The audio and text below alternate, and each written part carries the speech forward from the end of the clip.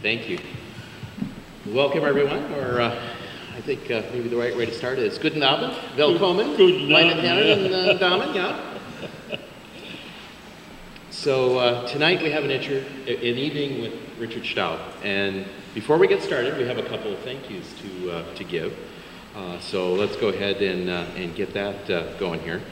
So first of all, we have a thanks to, and I'm hoping I'm pronouncing this right. I have this bad habit of mispronouncing names, so I'll do my best here. So Valine Tyler from Thrivent Community Action, who is one of the main sponsors for making this evening happen.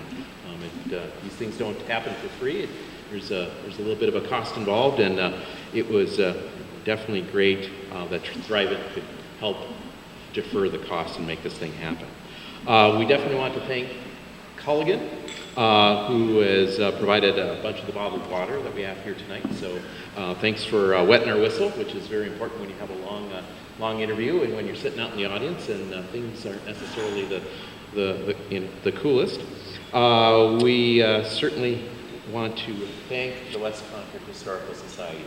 It is just wonderful to have a facility like this to be able to get together and have a wonderful evening tonight and hear some wonderful stories. And then lastly, we have to thank Richard for spending the evening with us, taking some time out of his busy evening to spin some tales. And we're going to talk about more than just World War II. So if you came here just to listen about World War II, you're going to hear more than just that. We're going to talk about quite a number of things. So Richard, thank you for being here. Thank you. So thank you all for being here and giving that warm welcome. So Richard, let's start out. As it turns out, Richard and I have a little bit of a connection that we didn't even know about until we were first talking. So, Richard, you were born in Germany. Yep. You want to tell us a little bit about where that was that you were born? I was born in Baden-Baden, Germany. Yeah, and that's on the western side in the Black Forest. Yep. So for those of you who haven't been to Germany before, this is a very, very pretty part of Germany. Yeah. It's forested, it's hilly, it's just a wonderful place to go and see. So if you have never been there, I definitely highly recommend it. And so as it turns out, Richard's ancestors and my ancestors did not live that far away from each other. So it wasn't quite just over the hill, but it was pretty close. So it's a pretty small world. So you were born in Baden-Baden, mm-hmm. and obviously your dad and your family had been there, mm-hmm. and then he came up with this idea of coming to the United States. So do you know a little bit about what his motivation was to say let's leave Germany? Well, after World War I, times were pretty tough in Germany. There was no work and there was high inflation. So my mother's uncle loaned him $200 to come to America. So he came to America, and my mother's uncle lived in Chicago. But they didn't know each other at all. Oh, okay. So when he came on the train station in Chicago, they didn't know each other, so they had to wait till everybody was gone. When there was two people there, then they know. And what's more, on the journey over, so he takes the ship over, and he went through Ellis Island for the arrival. he went through Ellis Island, and then by train to Chicago. Yeah, to Chicago. Yeah. And so now he's here in the United States. He's arrived, mm-hmm. and of course, it's great that he's got some family and some not quite familiar faces. Well, see, he came here and then he had to work. He worked for 3 years to get enough money together for my mother and I to come. Yeah. So my mother and I were in Germany for 3 years before my dad could get us over. Yeah. So what was your dad doing then for a job? Well, after he had arrived. Well, he was a painter and decorator. Yeah. And he was doing the painting for some fella painting his house. Mm-hmm. And the fellow got acquainted with him and liked him and liked his work. And he was the CEO of General Electric power station in Chicago. So he says, talk to him, he says, you should come over to our place and I could give you a steady job. So he took that job and he worked there for 35 years. Yeah. Yeah. It's just amazing, you run into somebody, you meet them, have that kind of friendship, and it turns into a career. Yeah, and he was lucky because, during the Depression, there was a lot of people that didn't have work. Yeah. The times were pretty bad then. Yeah. And so he was lucky he had a job, $35 a week. My goodness. Yeah, can you imagine that? You living on just $35 a week? Well, things were cheaper too, you could buy a loaf of bread for 7 cents. Yeah. So I have to ask you, what's your first memory of being in Chicago? My first memory? Yeah. Well, I think I think we went to the train station to meet my dad. Yeah. And when they start talking to each other, I said to my mother, I said, "You're not going to sleep with that man, are you?"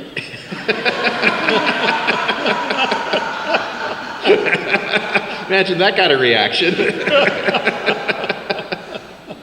Oh, golly. Yeah. So then you were born and raised in Chicago.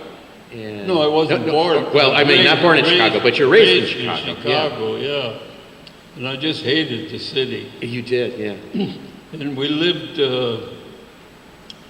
right in Chicago. And when I went to high school, we were close to the stockyard. Mm-hmm. And there were trucks coming in with cattle and going out in the country. And I'd always, whenever I had a chance, I'd go over there where the truckers were unloading cattle, and they'd give me a ride out to the country. And in those days, if you went on the highway and, people would pick you up. It isn't like today, nobody would give you a ride. But yeah. I'd go out with the truck all the way out in the country and then hitchhike back home. Yeah, so I kind of used the thumb? Yeah, yeah. So this grew your interest in the countryside. And, so as you starting to see some of that, I imagine then you thought about going to other places and seeing, more. Oh, yeah. I wanted to get out of the city. So the way I got to Minnesota was a friend in high school. Him and I wanted to go to Alaska. So I had an old Model A Ford. Mm-hmm. We started out, and he says, well, we'll stop in Minnesota. My mother's got friends here by West Concord on the farm. So we stopped there on the farm, and we stayed there for a week and made a few dollars shocking oats, I think it was. Yeah. Well, then we took off, and we made it as far as Spokane, Washington, and run out of work, and thought, well, we'd only had enough money to get back to the farm, so we thought we'd better head back to the farm. Well, you didn't quite make it to Alaska, but I'm sure you probably saw some pretty sights along the way. Oh, yeah, we made it to Spokane, Washington. Yeah. So then we came back and we stopped at the farm, and I called up my dad and says, oh, I'm going to stay in Minnesota. And he came and got me. He said, you're going back to Chicago and finish high school. So I went back, but whenever I had a chance to come over and visit, I'd come back and visit the people. Merle Thomas, I don't know if anybody knew Merle Thomas, but that was the family that lived there. There isn't any of them that live around here anymore. Yeah. I think there might be one, Charlie. He was the youngest. He was quite a bit younger. And he might still be alive in Owatonna, I don't know, but he was the only person left of that family that I know of. So then I'd keep coming back. And then in 1943, I bought 80 acres. Yeah, so you liked the place so much that you decided to buy some land here. Yeah, I never liked the city. I hated the city. Yeah. So I bought 80 acres, $100 an acre at that time. Yeah, so you had saved up for that. That was a commitment. Yeah. So then I went into service, and I rented the farm out. Mm-hmm. And well, then let's see, I was in Germany for what?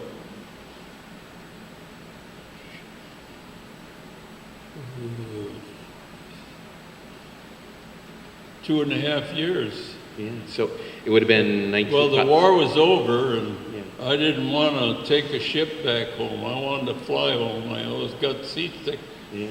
So I thought I'm going to stay, and I could work. I worked for the Army Exchange Service, and I worked for the Army in Germany.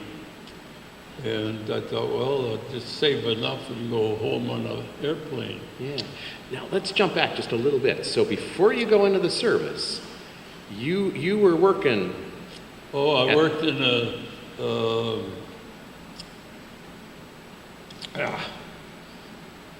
remember where you... In a machine... You're doing machine... They made... You're making artillery shells, wasn't it? Well, they were making some Army equipment. I don't know if people know what the 105 howitzer is. Oh, yeah. Well, it's got that yoke Yeah. that holds the cylinder on top, and then it holds the barrel on top. Well, we made those yokes, is what we made. Oh, I see. I did that for 2 years. Yeah. And then after that, I suppose they had enough of them, and then they drafted me in the Army. Okay, so you were drafted in 43. Yeah. And then after you get drafted, if I remember right, they sent you down to Florida, right? When I was drafted, I went to Camp Landing, Florida. Yeah. In the swamps. And I thought, oh man, we're going to go to the Pacific. And I thought, oh, I hated that.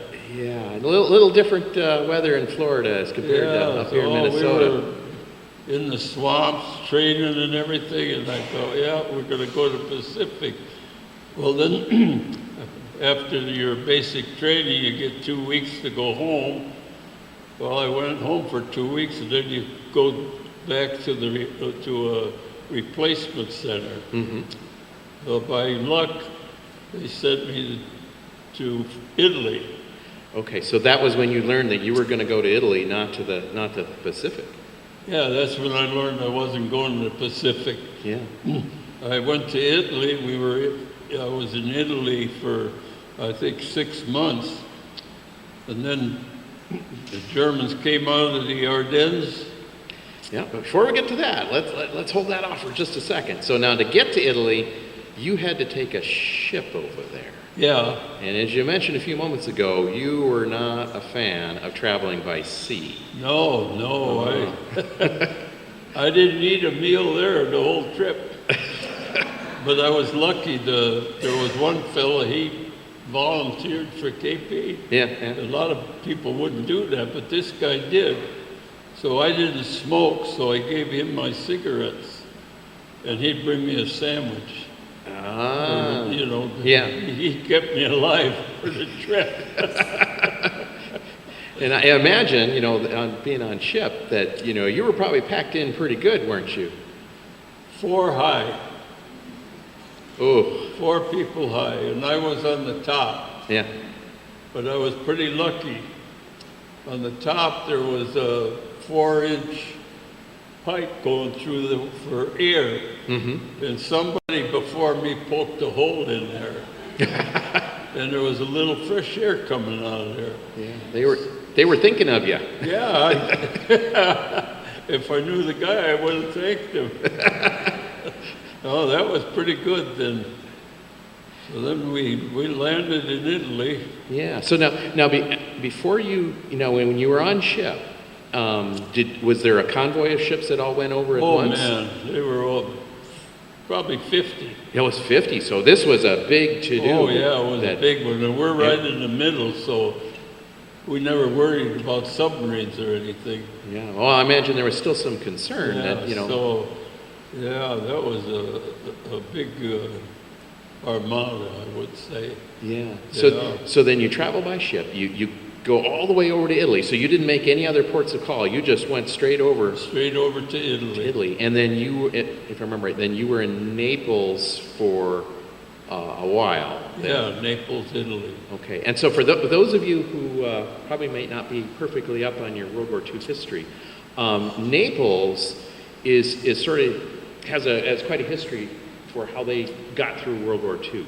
Of course, both the German army and the Italian army, were holding Naples, and so before the Allies moved into the city, there was a whole uprising that then pushed them out, and so this was something that happened over the course of about a week or so, and so it's quite an affair in Italian history. So, the Americans and the British going in and being a holding force to move out the Italian army as well as the German army at the time. That was a very, very welcome thing. Yeah. And so when you were in Naples, kind of what was it like? What did you all see, and kind of what were the people like? Well, the people were friendly. Yeah. You could trade them the shirt right off your back. Yeah. They'd buy anything you had. They'd buy for something, they'd give you money, whatever they had to trade. They wanted the uniform and cigarettes. Yeah, that was the two things that they were looking for. That's what they wanted, yeah. So how was the city itself? Was it was there a lot of rubble around? No, it was still pretty intact? Naples wasn't bombed very much. Okay. But there was one place there, I just remember when they took us off the ship, we were going up a hill to where we were going to be billeted. There was a pile of our planes, higher than this building. Oh my. Yeah, just all aluminum, that they shot down. So they shot down a lot of our planes. Oh my gosh. Yeah. That all wreckage that was just all that spot. That must have been something to see. Yeah. And so then after you were in Naples for a while, then you go to France. And if I remember, there was a little bit of route. You didn't end up quite in, where things were on, as the Germans were retreating. I think you were on the southern side of France for a bit, and then they transferred you up closer to, and this would have been as winter was closing in. I started in 44. Marseille and went up towards Belgium. Okay, yeah. And from Belgium to France, and then France through Germany. Yeah, and so this was as winter was closing in, and Pardon? I said this was as winter was closing in the fall of 44. Yeah.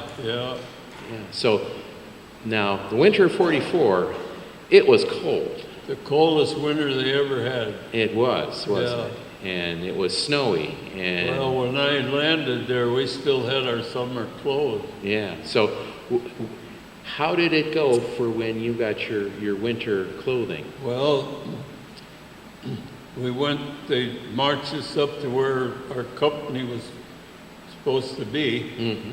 Well, there was a pile, maybe as high as where those girders are, a big pile of clothes. Yeah. From soldiers that either got killed or whatever, but those clothes was all there, boots and everything, and that's what we could pick up, what we could use. And I imagine it wasn't all perfectly sized either. No, I got a size 8 foot.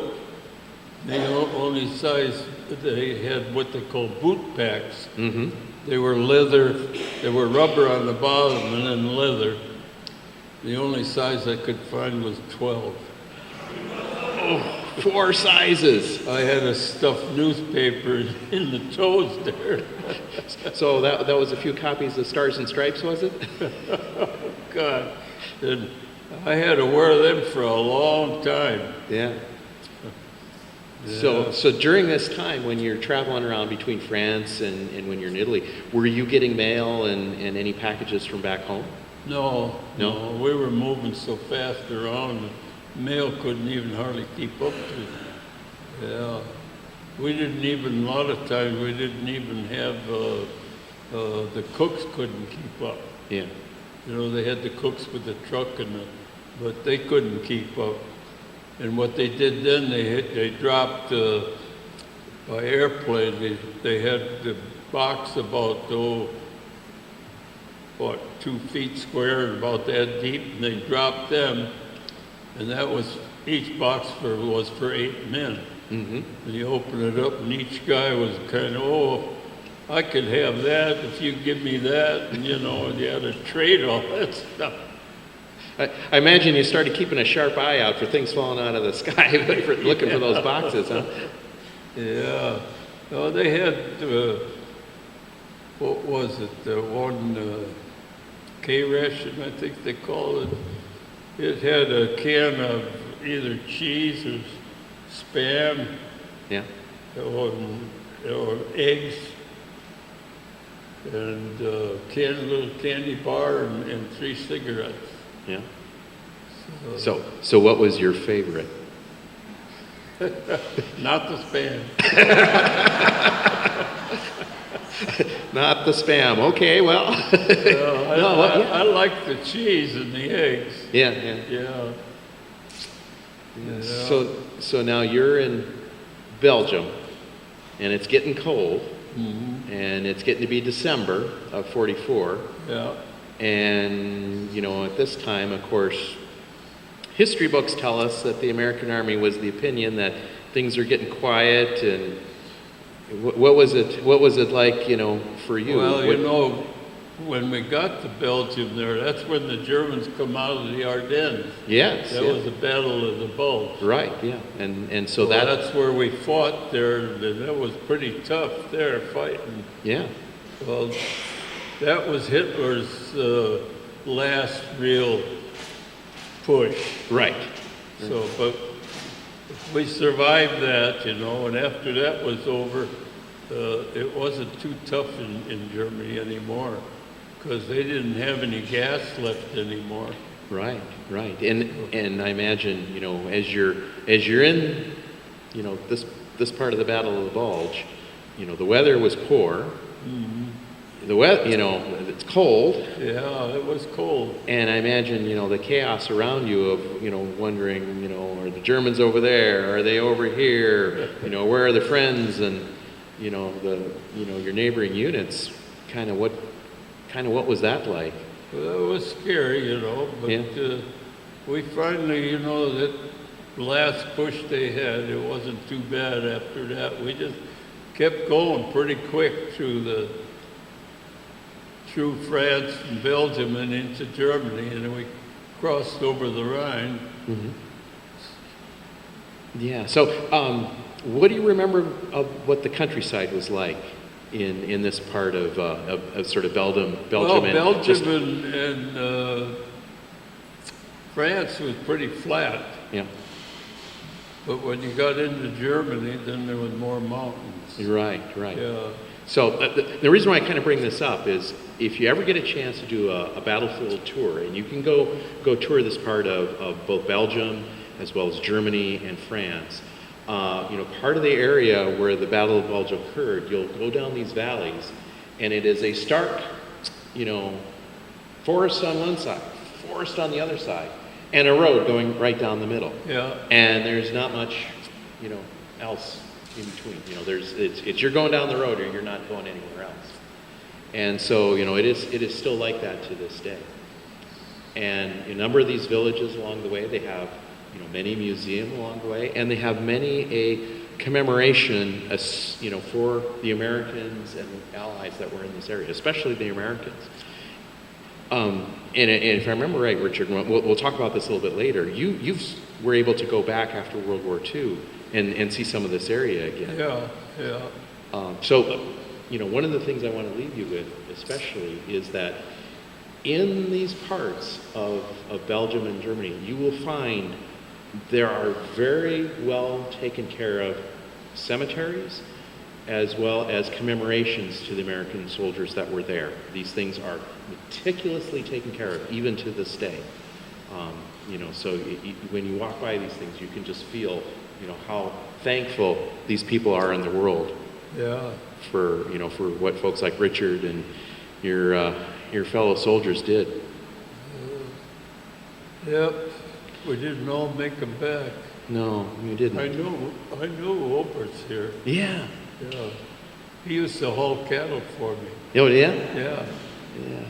So, the war is starting to wind down, and you're finding yourself in Germany, and as it turns out, you kind of aren't far from home.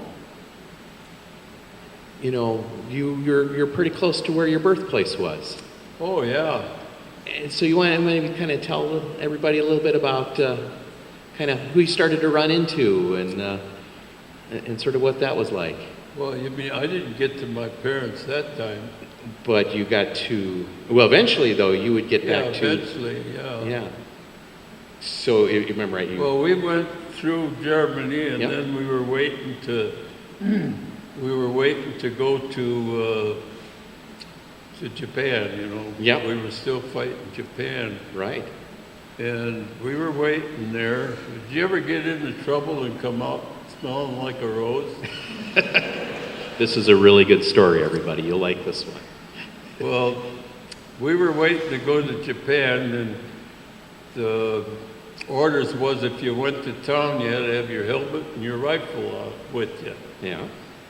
So the guys knew that I could talk German, and they wanted me to go to town and look and see if they could find some film for their cameras. They wanted to take some pictures.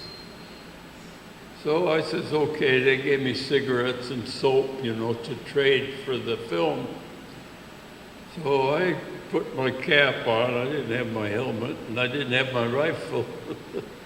So I'm in town, and who should drive by but the platoon sergeant with a new lieutenant coming from the United States. And they drive up, and they give me heck and all that. And he says, after Miss, we want to see you in the office.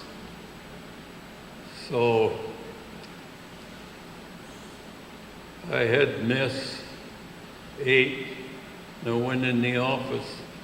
And he says, what we told you, you weren't supposed to go to town. Now you're going to have to dig a 6x6. I told him, I said, if I dig a 6x6, you're going to be in the bottom of it. So then I walked to the house where I was billeted, and here's 2 MPs standing in the doorway. And they says, pack your duffel bag, you're going. So, job change.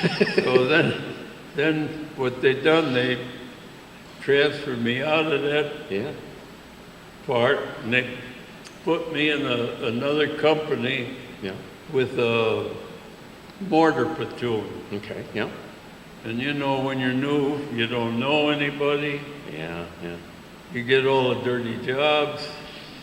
Yeah. So then I thought, by golly, this is a mess. So I got acquainted with shucks. Can't think, I forget the names now, some of them. For sick call, what's that guy's name? That you go to sick call. Yep, so it would have been probably one of the sergeants. Well, anyway, I showed when I was blowing off a tank, I got a bump on my knee. Yeah. And I showed him that bump. Yeah. And he says, holy Moses, he says, maybe you could even get home, he says. Yeah. He says, you come to sick call tomorrow morning. So I came to sick call the next morning, and the doctor looked at it. Oh, we can't do anything for you here. He says, you come tomorrow morning and bring your soap and towel, and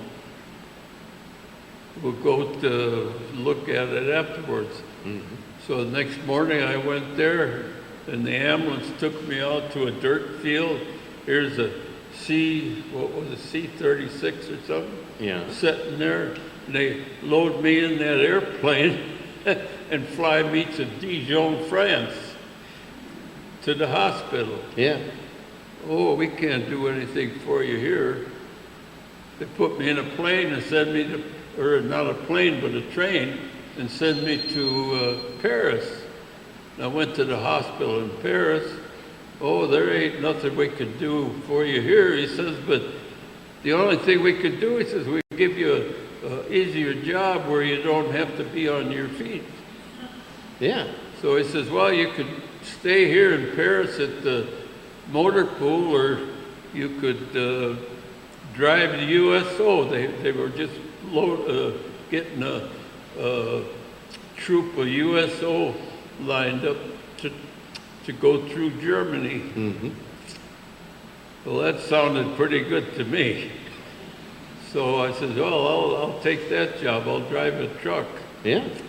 Well, this truck was, it wasn't a truck, it was a ton and a half, what they call ton and a half weapons carrier. Okay. Yeah. And it holds 4 guys on each side. Well, they put, soft cushions on there, and that's where the USO people sat. Yeah. So you were their chauffeur. So I was their chauffeur. Yeah. So we played for a whole month in, I can't think of the name of that city in France, but anyway, it was the replacement center for everybody, all the GIs, Mm-hmm. and they were waiting there to be shipped home. Well, they built stages there for them, for the USO to do their acts and stuff. There was, there was 12 or about 17 Radio City Rockettes. Yes, you had the Rockettes from New York. Yeah, they had the Rockettes, and the weapons carrier that I was driving, I had a ventriloquist and his wife, a bolero dancer and his wife, and a fellow that done a drum act. Yeah. And then there was another couple that him and his wife done some kind of a comic act too. Yeah. So those were the people I drove around. Yeah, and I imagine when you drove into town, you were pretty popular to be bringing the entertainment. Yeah. Well, it wasn't too good in France. We were billeted in an old French army facility there. Okay, yeah. And we didn't eat with the actors or with the USO people. We ate in a different mess hall. Mm-hmm. Well, that was a month that they played there. But then when we went through Germany, we ate where the USO people ate. Man, the food was good then. Ah, yeah. So we did that for 6 months. Yeah. And let's see, after that was over, let's see what happened now. How the heck was that? Yeah, because and now that Oh, yeah, let's see. Now I know. That, we toured Germany for 6 months. Well, then our headquarters was in Paris. Mm-hmm. So then we were moving from Paris. We were going to move to a little town in Germany, Bad Schwabach. Mm-hmm. And that was just a little town. And that's where we were going to be stationed there. So we were moving our equipment and stuff there. And then one day I had a load of stuff and I see 2 girls walking down the road. And I stopped, going to pick him up and give him a ride. I see that one, oh man, that's the girl for me, I thought. She had blonde hair, had black boots on. I said, man. So I stopped, asked them if they wanted to ride. They were going to the courthouse too, Bad Schwalbe. Yeah. Because her dad was a pretty good executive in Germany, and they put everybody in Germany that had any kind of a position, they locked them all up, or they didn't lock them up, but they had a big camp for all those people to check out before they released them, to find out what they did. Well, anyway, their dad says, oh boy, you go home to the farm. He says, there's nobody there. That was rented to the government too, so that was out too, with nobody on the farm. Mm-hmm. And they were just on the road going to Bad Schwalbach to the courthouse to get the papers for the farm. Yeah. So I seen those two girls and I stopped. And if I remember right, they weren't... My wife the one girl couldn't speak any English. The other girl spoke English. Yeah. And the other girl says, what's he want? Oh, he wants to give us a ride. Oh, we better not go with them. He said, I don't think we should go. Yeah, and that was your future wife saying this, wasn't it? Well, and then the other girl says, well, there's two of us, there's only one of him. He says, we could go along. So I took them to the courthouse, and of course I wanted to find out where they lived. Mm-hmm. So I says, how long will that take you? And she says, oh, about an hour or so. Right. And I says, well, I'll wait for you and pick you up at the courthouse in an hour. So I picked them up and took them home, and then I knew where she lived. Yeah. And at this point, neither of them knows that you speak German, right? No, I never spoke German to her. I was always talked to her girlfriend. Yeah. So then that night, there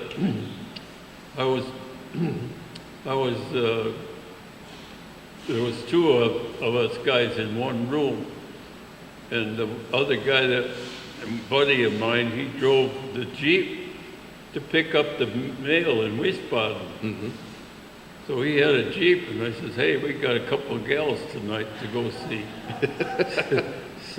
So we went there to visit him that night, and we talked a little, and I just didn't talk to her yet, too. I wanted to kind of see if she knew any other GIs or something like that. Yeah. So anyway, we did that for 2 nights, and then I think the third night I started talking German to her. Was she surprised? Yeah, she was surprised. So we kept, whenever I had a chance, they lived on a farm. Mm-hmm. And that farm that they got, the farm that her folks had, there's a fellow that used to drive by there when he was a kid. And he said, someday I wanted to own a place like that. Did you ever hear of Britta Filters? Yes. Well, his name wasn't Britta, but his daughter's name was Britta. And he had that company, founded that company, and made enough money to buy the farm. Oh, wow. And he turned it into a 5-star hotel. Oh, wow. Yeah. Okay, so then you kind of got a steady girlfriend at this point. Yeah. And was this also about the time too when you were able to meet your the part of your family that was still living in Germany? Yeah, I did. Yeah. Yeah, because it was your grandfather was still over there, right? Yeah, my grandparents lived there. Yeah. Yeah. Well, I was still in Schwalbach there. Yeah. Well, I kept seeing my sweetheart there. Yeah. So I think we went together for about 6 months. There was you weren't even supposed to, at first you weren't even supposed to speak to German people. Well, then they says, okay, a little later, about 6 months later, said, okay, you can talk to him. But anyway, her mother was from Latvia. Okay, yeah. And we went together 6 months, and we decided we wanted to get married. Mm-hmm. So we went to a Latvian minister, got married by a Latvian minister. Mm-hmm. And then she moved down and stayed with my uncle. And then on the weekends, I'd go down by my uncle and stay there for the weekend, and then go back by Frankfurt where we were. Yeah, and at this time then, this is when you're starting to save up to go home. Yeah. And you decided you're absolutely positively not taking the ship. Yeah, that's right. Yeah, I finally had $1,000 saved up. Yeah, because you wanted to fly back. Yeah. And that was not cheap. $500 a piece one way. Yeah, so think about this. This is the 1940s. This is a lot of money for an airline ticket. Yeah, $500 was a lot of money in that. And it wasn't just one of those things where once you had the money that you could just get on the airplane and get a ticket. You had a little bit of a process too. Oh yeah. We stayed by my uncle in Karlsruhe there. Mm-hmm. And I had another buddy that in Heidelberg that he had a motor pool. He was in charge of a motor pool. Mm-hmm. And he let me have a Jeep. Right. So then every morning, we lived outside of town. We didn't have a telephone, so I had to go into Karlsruhe and call up and see if there was any plane, if we could get on the plane. Right. Then I do that every morning. I think it must have been two weeks, My wife says, oh, we'll never get there. So she's getting frustrated. So then one day, there's two seats left there. So here I'm in Karlsruhe. My wife's got her wash on the line. I come home tooting the horn about a half a mile from home. And I says, get ready, we're gonna go home. And she had the wash on there, so we just took the pillowcases and stuffed wash and stuff in there and took off for the plane. And we just made it. They were just about ready to give them 2 tickets to somebody else. Yeah. And we just got there in the nick of time. Yeah. And we made it to go home. And then when you flew back, again, this is the 1940s. Airlines worked a little differently back then. It's not a direct flight to Minnesota. Oh, no. You had a few hops to get here. Well, we went from Frankfurt to Ireland, Ireland to Newfoundland, Newfoundland to New York, New York to Chicago. Yeah. So, just think about all that time in the air that you had to spend to get back. So then you land, you're now in Chicago, and it's time to think about where you're going to live. Well, we stayed with my folks, but then I had the farm. Yeah. I already had the farm bought. Yeah. So you got to. So what did your wife think about living in Chicago or somewhere else? I told her we have 2 choices. We could either stay in Chicago and I could get a job with my dad, or we could go to Minnesota and stay on the farm. So I had to overhaul the old Model A before we could go. So. And this is the Model A that you took all the way out to Washington, isn't it? Yeah. It's the same one. Yeah. So I overhauled the old Model A, and it took me about 2-3 days and got everything fixed, and away we went for Minnesota. Yeah. But in those days it was 35 miles an hour and 400 miles. That's a good sized trip. Oh yeah, a little bit of a journey. It's a long way, but anyway, we made it. And she says, oh, let's stay on the farm. Yeah. So she gets to Minnesota. She likes it here. Yeah. She says, we'll stay in Minnesota. Yeah. And so now you've got these 80 acres. Yeah. And you start adding to that. Yeah. Because if I remember right, you weren't thinking about being a farmer straight off. You had some other plans in mind, didn't you? Well, at first I wasn't going to farm. I was going to work in Owatonna. Yeah. And she says, oh, let's farm. So we started farming. I didn't know nothing about farming, but we started. Well, you ask the neighbors, oh, how does this go? And then some of the neighbors helped us along, say, oh, this is the right thing to do and that. And so we made it. Yeah, you did. And let's see, if I remember right, you started out, you had some chickens?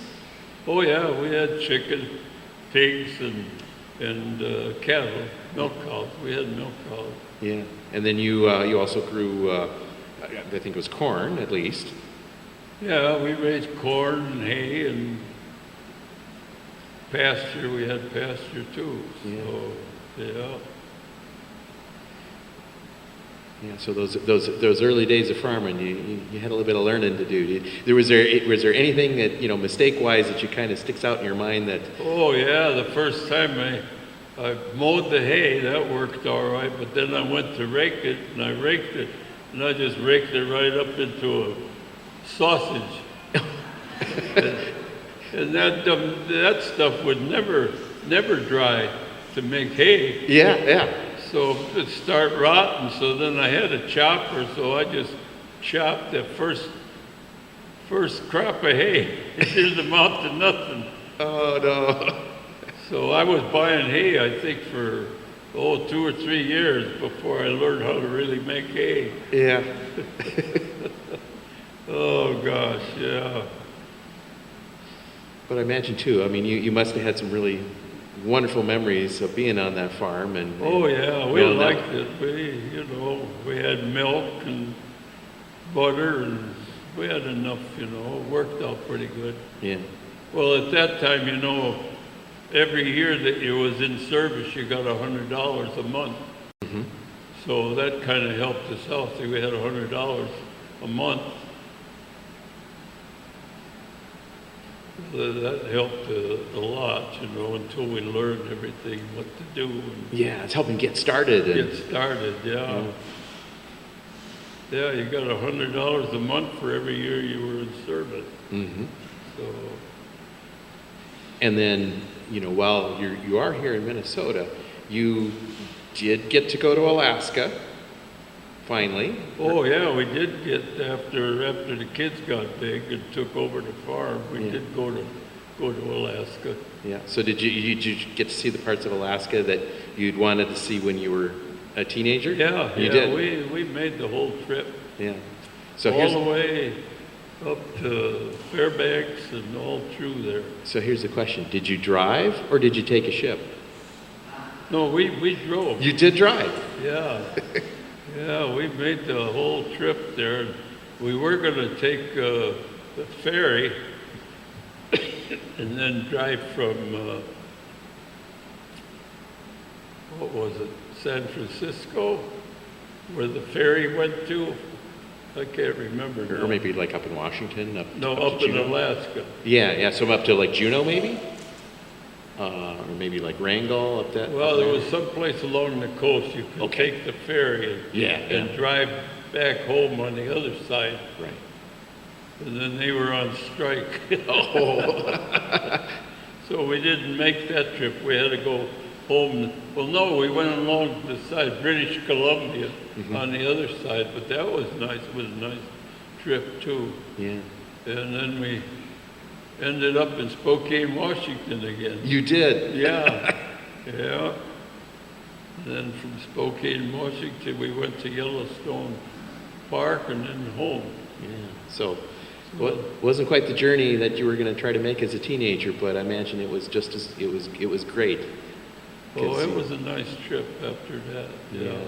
And then you also made it back to Germany too, even later after the war. Oh yeah, after the war we did. Yeah. Well, her folks were still alive. Yeah. So we did make it.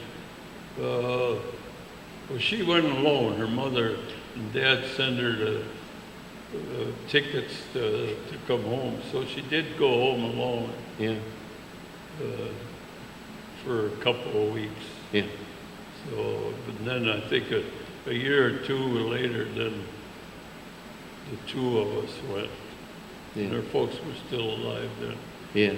So I did get acquainted pretty good with her folks. Yeah, I know when I used to go over and visit them when they were on the farm, would sit at the table. Her mother always says, "Richard, why don't you go home? Your mother's waiting for you." And I says, "Oh no, I'm waiting to take Gisela home with me." "Oh no, you can't do that." Yeah, that's the way it went. Yeah, it turned out all right. We were married, 67 years or something? Yeah. Yeah. Well, it's a good thing that you made a pretty good chauffeur, isn't it? Yeah. Yep. And it's also good that you knew how to speak German, because that, since she didn't know how to speak English. Oh, she didn't know how, but man, she learned how to speak in about 3 months. She could get along pretty good with her English. Yeah. Yeah. And then once she was over here, she did become a U.S. citizen and had to take the test and the whole 9 yards. Yeah, right here in Manorville. Yeah. Yeah. She was the only one in the courthouse. The judge came from Owatonna to Manorville. Yeah. To give her citizenship test. Yeah, boy, she had a lot of questions to answer too. Yeah. Yeah. As the judge said to the others, there was quite a few people sitting there listening, and the judge said to people, says, "Now, how many of you people can answer those questions?" Yeah. That's about it. Now I'm here. Yeah, now you're here. Well, shall we call it an evening? I hope so. Okay. I'm getting tired. Yeah.